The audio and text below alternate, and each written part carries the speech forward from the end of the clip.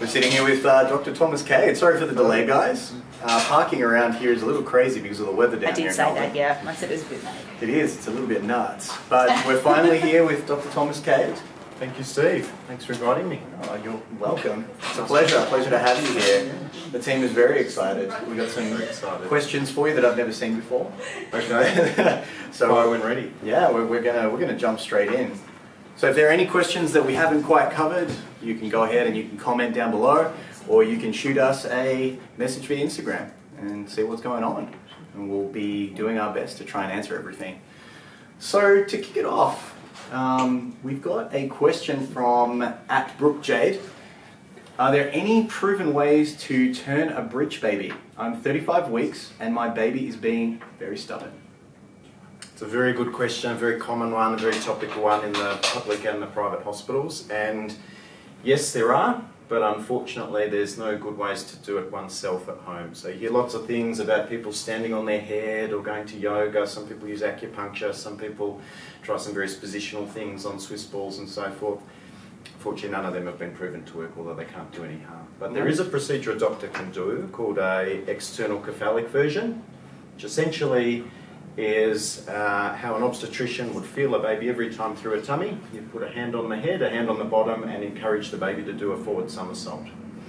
So it's one of those funny ones whenever you bring it up, that you say to someone who's been so protective of their pregnant tummy that they're not going to knock into any car doors, they're not going to let their other children knock into them, that I'm going to put you on a bed and put two hands on your tummy and push really hard and make your baby do a forward somersault. But in every guideline there is about breech babies, there is a recommendation that this should be discussed and should be offered.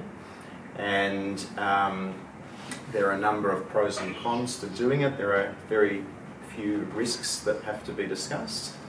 But most places will offer it. It needs to be done somewhere with some monitoring and day care unit and access to theatre if there's a problem and you need to deliver the baby immediately, which is rare but is a known complication.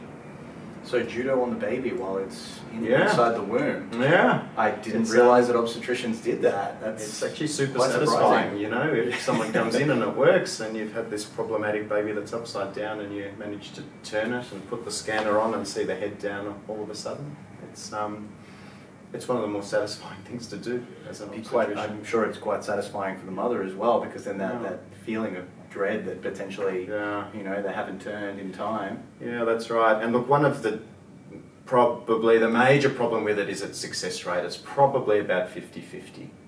And in a first-time mum, it might even be a bit less, maybe 40% chance it's going to work. And the reason that it's so low is that in days gone by, they used to take people to theatre and put an epidural in and really try super hard to turn that baby, where that's considered unacceptable now. And it's done very gently. It's abandoned if anyone's uncomfortable or not happy to proceed. So if it doesn't go smoothly and gently and easily, it's sort of stopped, and that keeps the risk of complications down. But the flip side is the success rate is a little bit modest. But if you pick your right person and someone who's motivated and had an ultrasound scan and the baby's suitable for it, it's a good thing to try, I think. And you did mention that the risk factor is quite low.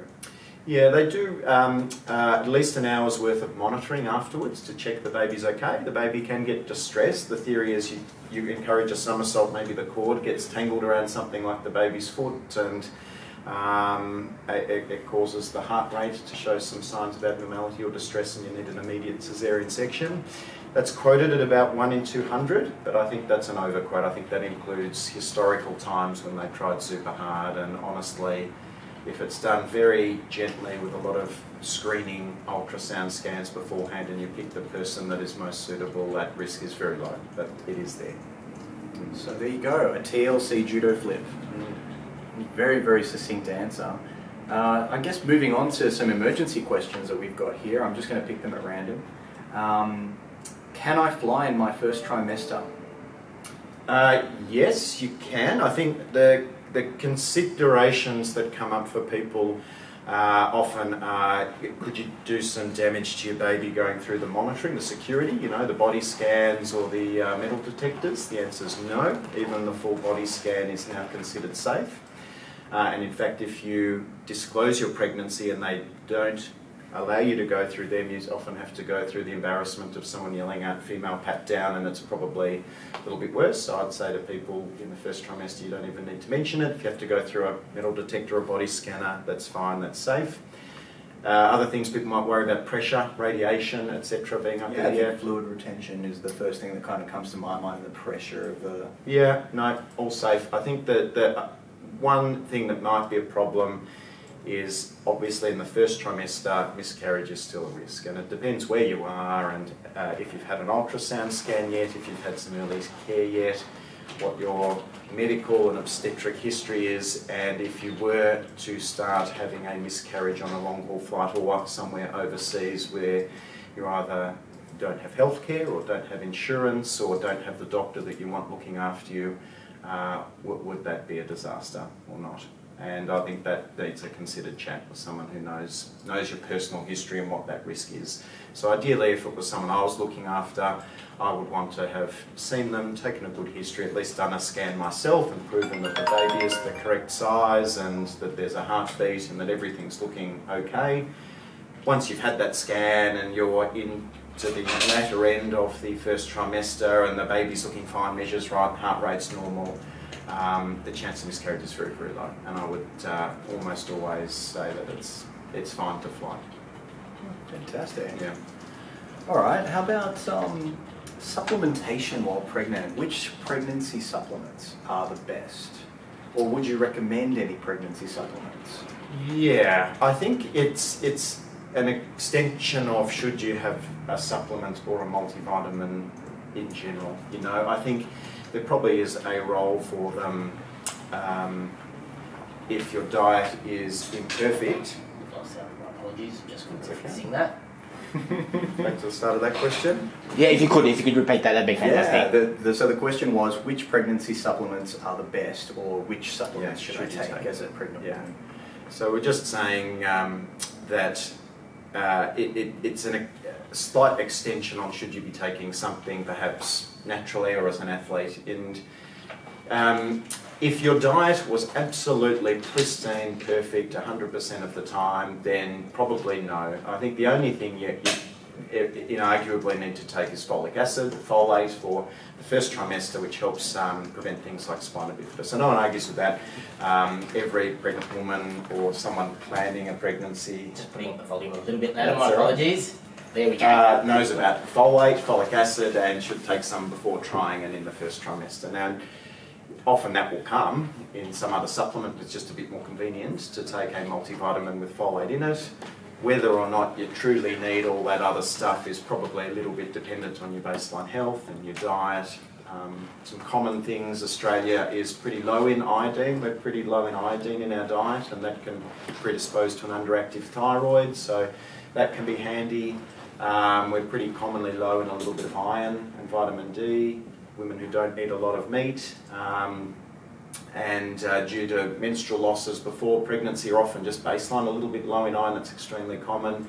So all those multivitamins usually contain a little bit of extra iron, a little bit of iodine, a little bit of everything, and are just a bit more convenient. So I would say yes, in the first trimester it is a good thing to do. It's hard to have your diet absolutely perfect. You do need folate, and it's just more convenient to take a multi, like Elevate or Blackmore's. There's much of a muchness, but I think between the different brands it's mostly marketing. There's not really one that's particularly better than the other. So nothing is particularly, bioavailable. You see a lot of bioavailable magnesium or bio, whatever it may be. Is that just more marketing kind of labels, or is there something to that at all, or would you just recommend a general multivitamin that kind of ticks the boxes of iodine supplementation, folate, iron? Correct. I think they're the ones that have some proven evidence behind them. There may be some more nuanced things that a very high-end dietitian might be able to talk about, but from an obstetrician's point of view, I think if you're good with your diet and you have some folate and maybe a little bit of top-up with some iodine and iron, that would be absolutely fine. Fantastic. So there you go, guys. Folate, iron, iodine, they're the ones that you kind of have to look for. We've just had a question. Sorry, I'll cut in. Can women lose a lot of iron during when their periods are a lot heavier? and does this lead to exhaustion? Correct on all accounts, yes. Menstrual losses are probably the most common cause of low iron in women, combined with a lot of women not eating a hell of a lot of red meat. So it's very, very, very common for women to be naturally a little bit low in iron, and the heavier the period is, the more likely you are to be low in iron. And a very common cause of being tired, probably with an underactive thyroid coming in as a close second. It's a very common, I can speak from personal experience, my wife has always historically been quite low in iron, so it's and I hear it quite a lot from a lot of our friends and family. So yeah, it's a common one. So how about your forte, your specialization? What are the signs of gestational diabetes? What would be the primary signs? Unfortunately, there are no signs of gestational diabetes. Gestational diabetes is a phenomenon that has come out of research and number crunching. Essentially, it's been recognised that during pregnancy you have a natural insulin resistance, so your body is a little bit immune to the effects of insulin, and you have higher levels of glucose floating around your bloodstream. What they have done is looked at various levels of that and where your risk of various clinical problems might start to increase. And commonly that's related to big babies and the complications of big babies. So caesarean sections, the baby being a little bit low in sugar, etc., etc.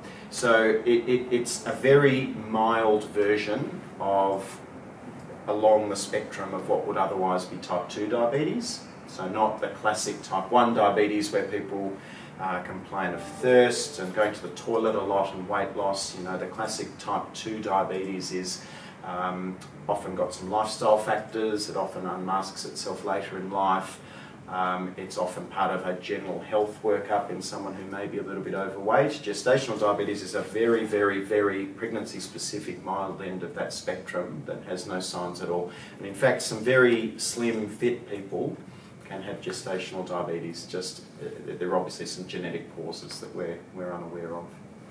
I think the important thing in Australia is not to overly medicalise gestational diabetes. The point is picking it up, often doing some very minor things with diet, and you therefore minimise the chance of later interventions. And if that all happens, you have no more risk of adverse outcome than someone without the problem. So it's a bit interventional, you know, it's a bit over-medicalising some pregnancies in a way. I have to do this again. If that call comes through, we're going to lose volume. I apologise. That's all right. Our technician standing by. You'll never see him any other time, guys. He's like a ghost. When it comes to gestational diabetes and testing for gestational diabetes, when and how would you go about testing that? And when would you recommend testing that? I guess that's not a question that's on here, but I thought it'd be a good follow-up question. I was going to say it's a very good question whoever put that one on. That's very erudite. So as we were sort of saying, it is Australia is one of the more interventional countries, no doubt about it. We mandate as much as possible that every pregnant woman has a diabetes test at around about 28 weeks, so about the start of the third trimester. And it's a fairly invasive test. You know, you have to come fasting, you have to skip breakfast that morning, you have a blood test, you have a big slug of sugar, and then a 1 hour and a 2 hour blood test. So you have to put multiple hours aside, you have to have a big sugary drink for your breakfast. Some people find that quite nauseating, some health conscious people don't like that idea. I find it quite nauseating. Yeah, so it's very invasive, and it's extremely invasive. It just doesn't like you. No, it's one of those days. Very good. Yeah, no, it's... Still functioning? No. I can say, yeah, just wind it up till it goes all red. There we go. Alright guys. We've had some minor technical difficulties, but we're getting there. Come on. It should be fine. Let's check. Should be fine. Should be. Yeah. Check. So we're saying it's very invasive test and extremely problematic for people who already have kids. You know, they come along, they've got a toddler in tow, you've got to somehow sit in a pathology collection centre for a couple of hours. So yeah, look, and it's certainly not universally Just done the excellent. same way. I just quickly checked. It's put down. My apologies.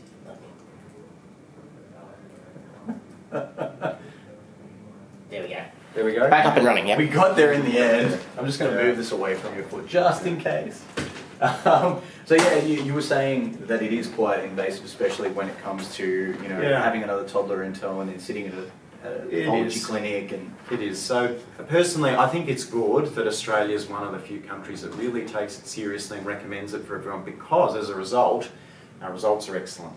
People with gestational diabetes often don't have to do very much and get to the end of the pregnancy and are as low risk as anyone else. So if you missed it, if you potentially had it and missed it, yeah, sure, you are at high risk of pregnancy problems. But if it's picked up, some minor things, often over 60% of people just have some dietary modifications, don't need anything else other than that, and get to the end and are low risk. So that's good. Personally, I'm modified for people who are into second or third pregnancies a little bit, because if you've passed the test the first time, you haven't had any major changes to your health. It's not been a long time between pregnancies. It is, as we said, a very invasive test and can be modified for future pregnancies, I think. that's good. And correct me if I'm wrong, but you were part of an intervention study with gestational diabetes. Is that accurate? I have looked at some retrospective stuff with gestational diabetes to work out if once you're treating, if you're still high risk or not. And we're hoping to do a prospective interventional study looking at a lower risk model of care for women with gestational diabetes, so they're not necessarily overly medicalised and shunted towards high risk care and pulled out of some of the public models that are nice and one-on-one. So traditionally, if you get gestational diabetes and you're perhaps in a midwifery-led program and even have your own midwife that you see every time, you moved out into a very regimented, doctor-led model of care with ultrasounds and often an early induction of labour and so forth, which in some cases is valid. But we're looking at introducing a lower risk model of care with some slightly higher levels of trigger for insulin, allowing people to stay in that midwifery-led model of care as long as it's diet controlled prospectively. Fantastic. Yeah, it's a bit hard to do. We've got another question from the audience. Alicia asked, is it common for women who had lots of interventions in their first birth to 32 plus hour labour and a baby being stuck for it to be easier the second time round? That's a very good question as well. I think without knowing the specifics, and feel free to send through a few more specifics if you'd like there on what actually went wrong, but in general, the uterus is a physiologically very smart organ. The second time and third time around, it upregulates all its oxytocic receptors, contracts more efficiently, contracts more strongly. Invariably, labours are shorter, better and less interventional. So they, barring something catastrophic, they're always shorter. And it is very unusual for someone who perhaps had a difficult delivery involving forceps or going to theatre to accomplish the delivery to really need that the second time around. So the first birth is always the hardest generally. Correct. It's likely to be the longest, it's likely to be the most likely to go overdue. The latent phase, or the phase of the body getting ready to labour, is the longest. But that does not happen in subsequent pregnancies. Now, that's not to say they're all extremely short and basic and straightforward. They might still need some interventions, but that really protracted, extremely long labour would be most unusual to happen again. Is that the same for someone who has a caesarean? Well, that's a separate thing. If someone ends up needing a caesarean, then you have to have the conversation about whether they want to have a caesarean the next time or not. And if the choice is to go through labour, there's a very specific conversation that must be had about a very muscular organ that's going to now contract when it's got a scar in it. So someone like you with a sporting background would probably understand. The uterus is a big ball of muscle, and it's got a tear in it essentially now from where that Caesar incision went. And the sporting analogy is someone who's perhaps torn a muscle and done all their rehab and strengthened that muscle and rested and wants to use it again and tries it out for their sport. But the problem with the uterus is the only way to try it out is to go through labour. You don't know if that ball of muscle is going to fracture open in the inside or not until labour occurs. So that is a specific risk of labouring after a caesarean section. And it is very low. It's probably, again, like we talked with breech babies quoted at 1 in 200, but it is an extra risk, and you have to have a very non-interventional, hands-off, straightforward labour for it to be safe. Now, Alicia has actually come back and said wouldn't dilate past 6 centimetres after 26 hours, syntocin drip, ventouse, and I'm not going to even try and say it, and an epidural. Yeah, that's the one. Right. So I think that sort of stuff is very unlikely the second time around. And, you know, you often wonder the first time around, sometimes you hear a story like that and wonder if a little bit of early intervention, albeit, you know, it is intervention, might have made the trip overall a little bit easier. It is hard to know. But no, the second time around that really should not happen. Labour is quicker, it's more efficient. Even if you need to be induced, it should be a very straightforward, quick process. So, final question in the emergency questions section. How long should postnatal depression last, and can I take anything for it? That's a very good question. That's a very tricky question. I think it's... I saw it and I was... Yeah. I think postnatal depression is a very wide spectrum, the same as depression in the community, male or female. It can be quite transient, it can be quite susceptible to minimal interventions like cognitive behavioural therapy or a very good psychologist, or it can be very recalcitrant and very difficult to deal with those sorts of things, and eventually need pharmacotherapy or tablets. And the answer is yes, you can take things for it, but it's certainly best to discuss it with a GP first. A GP who makes a mental health care plan, usually involving a psychologist in the early stages, has some Medicare rebates, so it is actually cheaper for people overall. They get some rebates through the healthcare system. There's an upward triaging, you know, if behavioural therapies and psychology aren't working, then you would move on to more intense things like medication or seeing a psychiatrist. And the medications are considered safe, even while breastfeeding. And they are preferable, I would say, to a very prolonged period of mood disturbance if simple things aren't working. How long does it last? Again, it's very tricky to answer that. It might be the first unmasking of something that potentially is a lifelong problem that comes and goes, or it might be just a very transient thing, the so-called day 3 baby blues that maybe lasts for a few days or a few weeks. But certainly help is at hand for those sorts of things. It's very topical. In fact, as an obstetrician now, you can't charge Medicare item numbers without including a mental health screening question as part of your antenatal care. So it's very, very topical, and there are things like Beyond Blue that are very famous and getting a lot of funding for their work, and have a good, strong online presence as well for people who perhaps at home need a little bit of help. And it is a very serious topic, so I mean, if you do have a problem with postnatal pregnancy and it does come up, seek help from some professionals and get the help that you need. You really need to take care of yourself first, and it's extremely important, and we all feel the same way here at Glow. It's very, very important that you take care of yourself as a parent. On the same topic, I have heard this, and when I first heard it, I personally laughed because I thought there's no way to potentially prevent that from occurring. But I have heard, is there a way to prevent postnatal depression? You've got the celebrity answer or the real answer, I guess. Well, we're here for real answers today.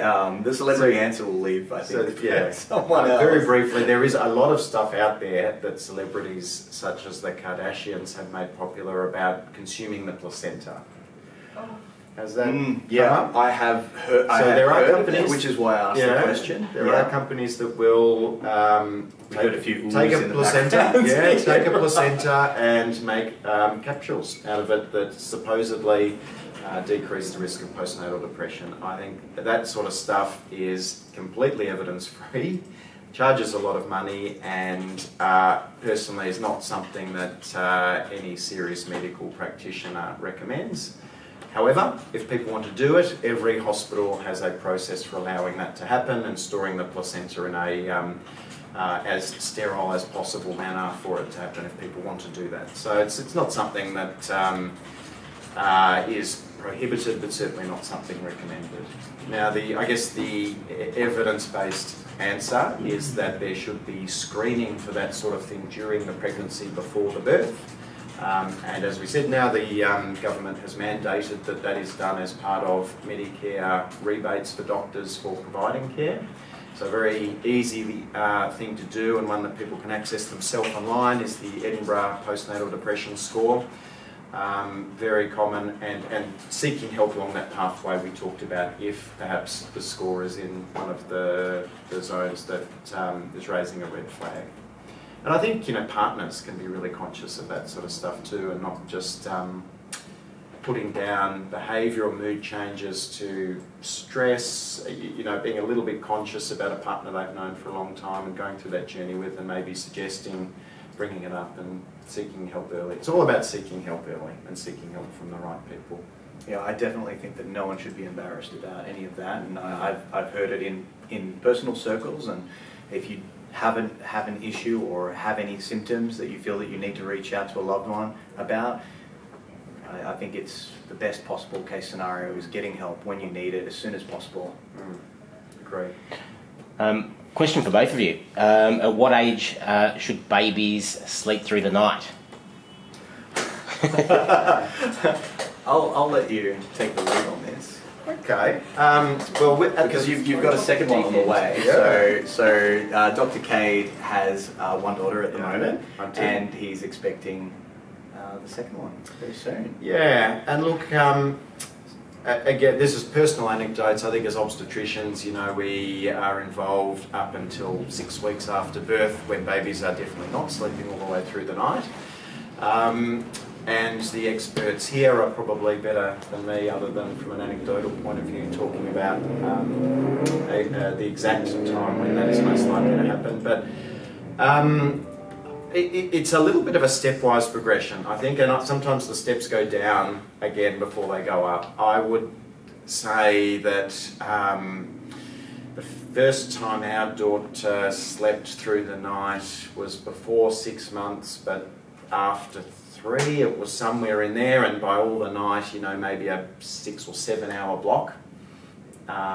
And that didn't happen every night originally. That might have happened one night, and then the next night it didn't, and then maybe happened a couple of nights and so forth. And I think from 6 months on, more often than not, it was sleeping most of the night, but I think we were also quite lucky too, and I know that's not everyone's experience. And there's certainly periods of regression when you just unpredictably think, well, they were sleeping all through the night, and this week, we're having 1 or 2 wake-ups, and it's taking a little while to get them back to sleep out of the blue, and it's very hard to work out why. Maybe you can elaborate more on that. I can elucidate a little bit more on that. We've had thousands of cases come through, and we continue to have thousands every single month, and realistically, every child is different. There are some general rules of thumb that you can follow. In the first 3 months, it is very, very difficult. The child is growing at a very fast rate, and they need sustenance. They need to feed at regular intervals, and that means that you will be waking up during the night. There are some instances where it's on the edge of that statistical curve, where you do have individuals that are able to sleep all the way through the night. It's very, very rare for a very, very young child to sleep all the way through the night. Generally, you are going to be waking up 2-3 times, at least in the very early stages, especially. As the little one starts to grow up, past that 6 month period, there are certain triggers that can bring regression, and regression, like you mentioned, is a step-based process. So they might be sleeping all the way through the night, and then they might develop things like night terrors, which is rare, but it can occur, or they might have a bad experience with a certain item and associate a negative impulse to wake up in the middle of the night and cause you some problems. But generally speaking, after that 6 month period, you should start seeing some ease. Realistically, after that first year, that's when we tend to see the sleeping patterns dictated primarily by routine. And routine is something that should be ingrained from the moment that you conceive all the way through to the young child's life later on, even 5 or 6 year olds. And we do have some cases where there's sleep regression even in 5 and 6 year olds. 2 year olds are a common one, the terrible twos. But generally speaking, sleeping all the way through the night, after around that year is probably when you're going to find some more peace. And if not, then I would strongly recommend reaching out to us if you've got a glow, so that we can actually give you an appropriate screen. And we have many screening tools that we're still building and continuing to refine here around routine, around self-care, around stress levels, because all of these things impact what is going on with your sleep and your child's sleep. And whether you have multiple children as well is another thing that you have to take into consideration. If you've got one child that's 2 years old and then you introduce a new child, a sibling, and then all of a sudden your 2-year-old starts regressing, that's a very common occurrence, because that's usually shifting attention away from the 2-year-old. But yeah, there are many instances where a lot of sleep regressions can be prevented through appropriate routine and correct wind down times. So if you're having trouble still and you are open to changing certain things, then I would definitely recommend reaching out to one of our specialists, and my team is more than capable to make some suggestions, as long as you're open to them, to help you sleep through the night. Yeah, so that would be my answer to that. Do we have any more questions? So have you wrap up? I think that's good. It's fantastic. Well, look, thank you so much, Dr. Cade, for Pleasure. coming in today. If I can come Thanks back so sometime. much. I'll most definitely have a feeling. Thank you so much, guys, for joining us today. It was absolutely wonderful sharing stuff, and thanks for all those questions. It was absolutely awesome. See you all next time. It's good, man. That was fun. It's cool. Yeah. Oh, you can make your face out here. Yeah, with us. Who can boost out here? It was me and then. Oh, you had 120 people watching that? Sorry that we literally threw you in the deep end. I think no warm-up. You did.